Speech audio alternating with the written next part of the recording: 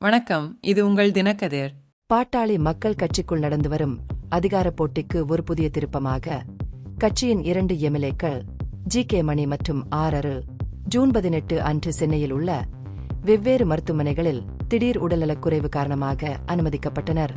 அவர்கள் மருத்துவமனையில் அனுமதிக்கப்பட்டது கட்சித் தொண்டர்களிடையே ஊகங்களையும் குற்றச்சாட்டுகளையும் ஏற்படுத்தியுள்ளது. ஜூன் 19 அன்று கட்சித் தலைவர் அன்புமணி ராமதாஸ் கூட்டிய முக்கியமான மாவட்ட பொதுக்குழு கூட்டத்தை தவிர்ப்பதற்கான ஒரு தந்திரோபாய நடவடிக்கை இது என்று பலர் குற்றம் சாட்டியுள்ளனர்.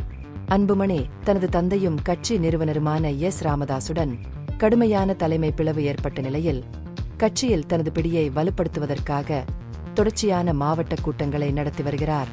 இந்தச் சூழலில் ராமதாசின் விசுவாசிகள் என்று நம்பப்படும் மணி மற்றும் அருள் இருவரும் இல்லாதது கட்சித் தலைவர்களிடையே புருவங்களை உயர்த்தியுள்ளது.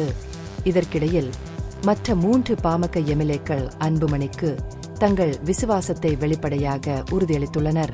கட்சியின் கௌரவ தலைவராகவும் பென்னாகரம் தொகுதியை பிரதிநிதித்துவப்படுத்தும் ஜி.கே. மணியும் சேலம் மேற்கு எம்எல்ஏவும் கட்சியின் சேலம் நகர மாவட்ட செயலாளருமான அருள் அன்புமணியின் நிகழ்வுகளிலிருந்து தங்களை தூர விலக்கிக் கொண்டுள்ளனர். மாறாக விழுப்புரத்தில் உள்ள தைலாபுரம் இல்லத்தில் ராமதாஸ் நடத்திய கூட்டங்களில் மட்டுமே அவர்கள் தொடர்ந்து பங்கேற்று வருகின்றனர். கட்சி நிறுவனருடன் அவர்கள் தொடர்ந்து கூட்டணி வைத்திருந்தாலும் இரு எம்எல்ஏக்களும் முன்பு நடுநிலையான பொது நிலைப்பாட்டை கடைபிடித்து வந்தனர்.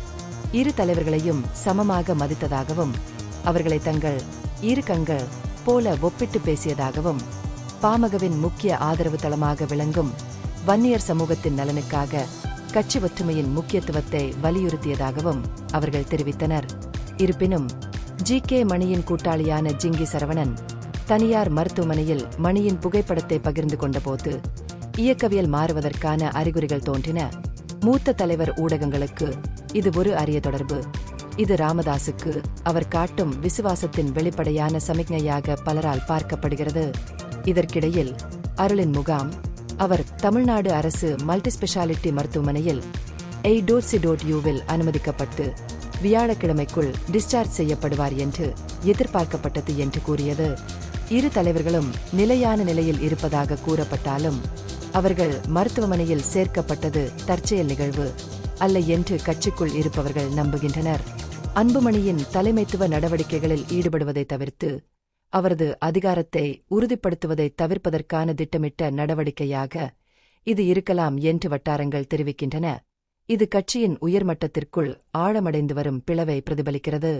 இந்த பகுப்பாய்வு நுண்ணறிவுள்ளதாக கண்டால் முக்கியமான அரசியல் முன்னேற்றங்கள் குறித்த கூடுதல் புதுப்பிப்புகளுக்கு லைக் செய்யவும், ஷேர் செய்யவும், சப்ஸ்கிரைப் செய்யவும்.